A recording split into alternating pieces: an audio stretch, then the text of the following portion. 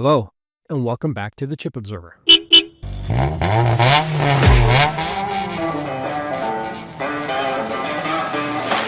If you hadn't already figured it out, today we're talking about cars, automotive vehicles, and the car culture.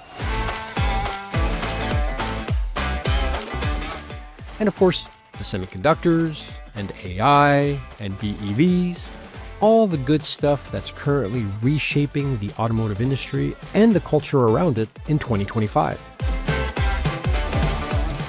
As always, we're presented by TechInsights, your definitive source of semiconductor analysis. And as we look beyond the buzzwords, our focus always remains on providing growth and value to the industry. So, to get the most out of this podcast, we suggest you subscribe and follow to get the latest news and updates. So today, we're looking forward at key trends in the automotive industry. Things like innovations in design and architecture, the adoption of level 2 autonomy, AI-driven transformations, and so much more. And we can't talk cars without talking about the culture surrounding it. Now, just stepping back for a quick second, cars are not my thing. I'm not a gearhead in any sense of the word. Besides the odd occasional oil change or swapping out tires, I've never been enamored by the whole setup. So I had to do some serious investigation in this. And in the broadest sense, car culture refers to the social attitudes, customs, and behaviors surrounding automobiles. From the practical aspects of driving and owning cars to the more symbolic and emotional connections people form with their vehicles. How we modify our cars, our preferences for certain brands or styles, and the role cars play in our social lives, our personal identities. And this is not unique to North America either, with a vibrant and diverse car culture in Asia as well, particularly in countries like Japan, Thailand, Indonesia, and Singapore. With evolving software-defined vehicles and the electrification of vehicles changing the automotive industry, we can't help but also wonder, how is this maybe affecting the car culture as well?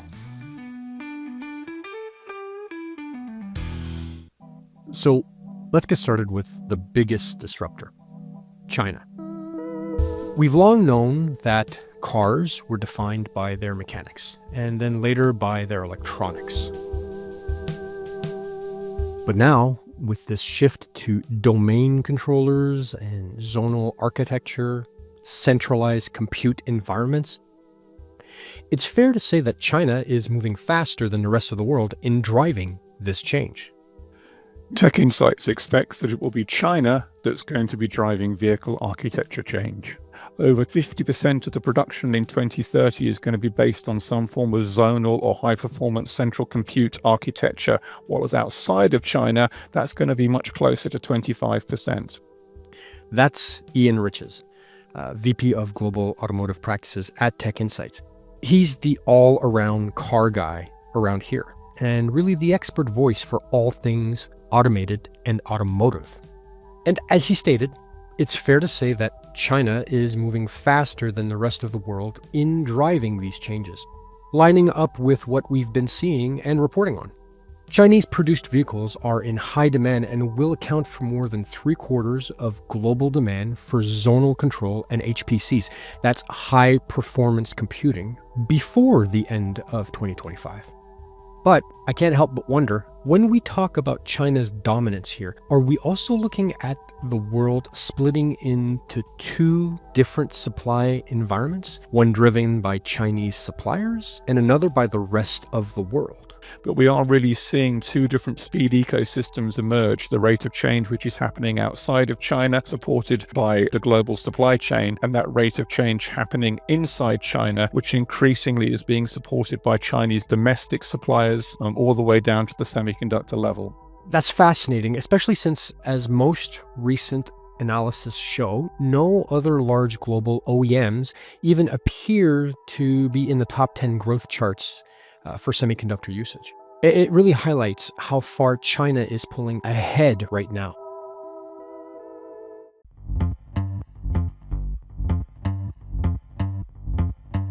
And just to give you a bit of car culture color here, in China, battery swapping has become almost as common as a fuel stop. EV company NIO has rolled out more than 3,000 automated electric battery swap stations, where you can change out a drained EV battery in about roughly 3 minutes. It's a great example of how innovation in that market is moving at a different speed and shaping a new kind of driving culture. Additionally, in China, car pride is shifting from horsepower to chip power.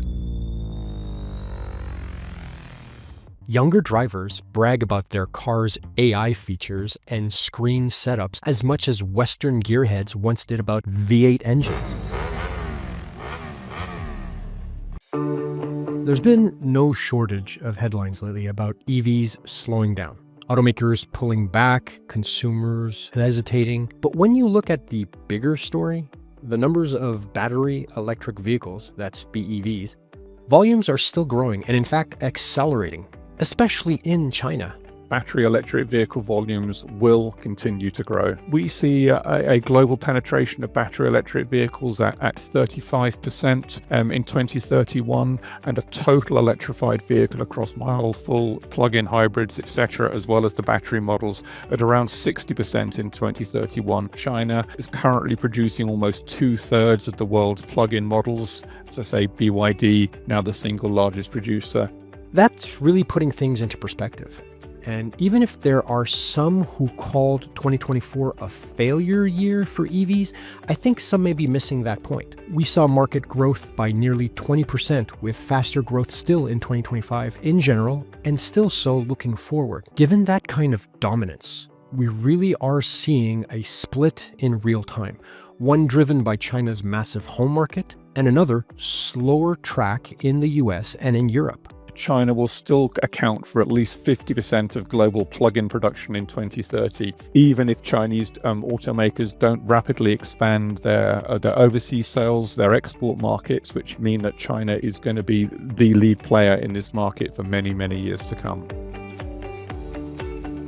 And car culture is changing with it.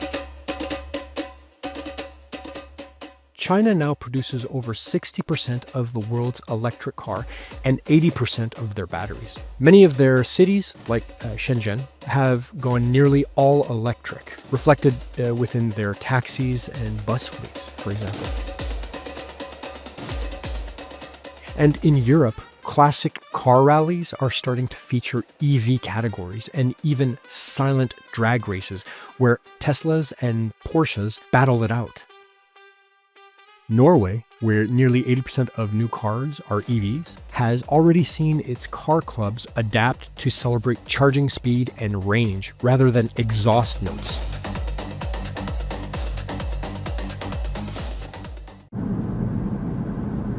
At this point, I want to pivot a little bit here.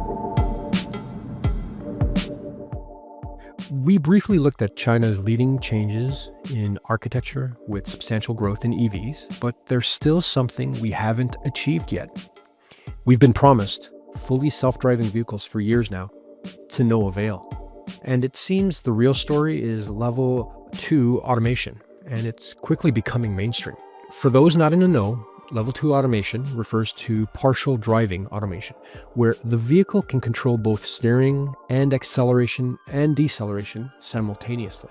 Think adaptive cruise control and lane centering, where the driver must remain fully engaged and attentive, ready to take control of the vehicle at any moment. Some examples include Tesla's Autopilot and Cadillac's Super Cruise, though these are often marketed differently by the automakers. What we're seeing now is that we may be at the tipping point where these features are becoming standard across the board. Level 2 automated driving is very much becoming mainstream now. Level 2 starts really breaking out in significant volumes. So we think that around a quarter of production this year could be at level 2 levels of automation. So rather than leaping straight into robo-taxis, it's the assisted features like lane centering and adaptive cruise that are really sticking. And some people are calling it level 2 plus, with cars almost handling the full journey while the driver still supervised. Are we seeing this as just a bridge to higher autonomy, or could it be the end game for most drivers? Here at TechInsights, we define Level 2 Plus as full Level 2 control of the vehicle from a standstill to the maximum legally allowed speed in towns and highways in a range of weather conditions. And we see this as becoming increasingly part of the Level 2 feature set. Here's a fun historical note. The dream of self-driving cars is not new. It goes all the way back to the 1939 New York World's Fair.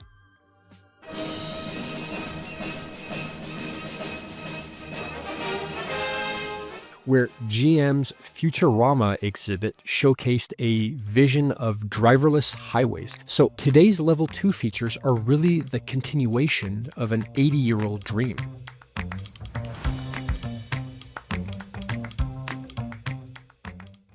So now we're getting to AI. When most people think of AI in cars, they do think of self-driving. But research suggests the cockpit may be where AI has the biggest impact. How and why is the in-cabin experience becoming the new frontier? Vehicles used to be defined by their mechanics. For the last few decades, they've been defined by their electronics. Now, increasingly, they're defined by their software. And it is a software update that's increasingly bringing new functions, new features, and new value to drivers. That really underscores just how central software has become to the car. It's not just about driving anymore. It's about the whole experience inside the cabin. And we're seeing that shift reflect in the surveys too. Fewer people now see AI's big role as powering self-driving, and far more are expecting it to transform the in-car experience. But with these shifts also come new worries. As generative AI assistance starts showing up in the dashboards, there's a real concern about privacy and security, and in some cases, potential health issues with displays regarding hallucinations. The good news is that the industry isn't blind to this. In fact, some of our reports here at TechInsights points out that the keys to success will be hybrid edge cloud architecture with intelligent query routing, along with robust safeguards against generative AI hallucinations. By keeping sensitive processing at the edge while using the cloud for scale, automakers can protect privacy, reduce risk, and ensure a more reliable user experience. And it's worth mentioning, Everyone is creating more software, and they're attempting to monetize it as well. That overall pie of software is growing and growing rapidly, but what is clear is that this cross-domain expertise is becoming more and more important for all players. While concerns are valid, the path forward is clear. Thoughtful architecture, safeguards, and stronger partnerships between automakers, suppliers, and software providers would ensure safety and reliability from the ground up. As we heard today, the automotive world in 2025 is anything but standing still. China is setting the pace with new vehicle architectures, while EVs continue to grow strongly, especially out of Asia. Autonomy might not have reached the driverless dream yet, but Level 2 features are quickly becoming a standard part of the driving experience. Inside the cabin, AI is transforming how we connect with our cars, making them more intuitive, more personal, and in many ways more exciting than ever. Altogether, it feels like an industry entering a renaissance, where technology, culture, and innovation are reshaping not just the car, but our entire relationship with mobility. So from hot rods to drifting in Japan to today's EV modders swapping out battery packs for performance upgrades, the electrification and digitalization wave doesn't mean the end of car culture. It's just another reinvention.